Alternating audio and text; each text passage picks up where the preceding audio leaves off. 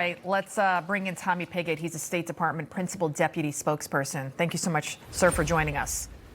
Thanks for having me on. Tommy, let's start here. The State Department, the Trump administration, we know things with Iran are tense right now. Talk about how we're protecting our State Department members abroad, embassies, consulates all over the world. I know there have been issues over the last couple of weeks while Operation Epic Fury is being carried out. So can you talk to that extent and what security measures have been taken?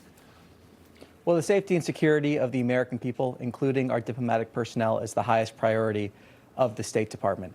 And to that end, we are constantly evaluating the dynamic security situation in each one of our diplomatic facilities and making appropriate judgments in consultation with Post in order to make sure that we have the security posture that we need to have.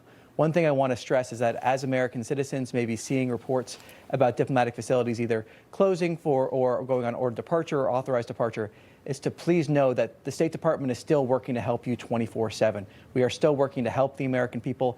As our diplomatic facilities change their posture due to security considerations, that does not mean our efforts to help the American people are over. We are still determined every single second to help the American people in those countries. You know, your department is working on evacuating Americans out of the Middle East. The State Department is reportedly using up to $40 million in emergency funds to pay for evacuation charter flights for Americans to leave. Can you confirm the accuracy in that number, and what does this exactly entail? What I can say is that we have the funding necessary in order to assist the American people and evacuate Americans that need assistance.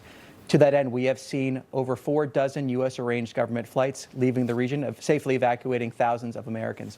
We have seen over 50,000 Americans safely return to the United States from the Middle East since February 28th.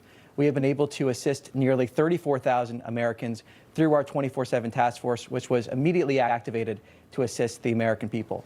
At this point, we have had significantly more charter flight seats than demand for Americans in the region, which is to say, if you need assistance, please call +1 202 501 4444. Hundreds of personnel working 24/7 to help the American people. Well, Tommy, we know the Democrats, they never pass on a chance to hit the Trump administration here. So I want to bring this up, give you a chance to respond.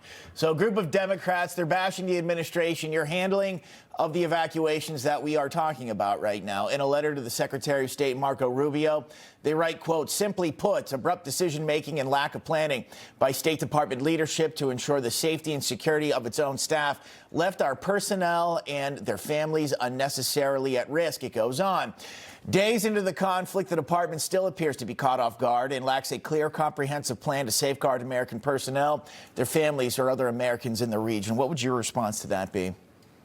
Well, I would say that the State Department acted swiftly and preemptively in order to make sure that our diplomatic personnel were safe. I want to applaud all the diplomatic personnel in the region and across the world that have been working 24/7 to help the American people. I can say through the task force that has been set up that every single American that is registered with us has received that assistance, that security guidance. Every single one has been reached out to by the State Department with that guidance. We are constantly working to identify new ways to help the American people. Our highest commitment, as I said, is the safety and security of Americans. We're working 24/7 to live up to that commitment. Again, for Americans who need help, what should they do? They should call +1 202 501 4444 or go online where they'll see a link to a travel intake form where they can register their interest. They should also register at step.state.gov where they can see the latest security guidance based off of the region where you are in. All right. Thank you so much, Tommy Pigott.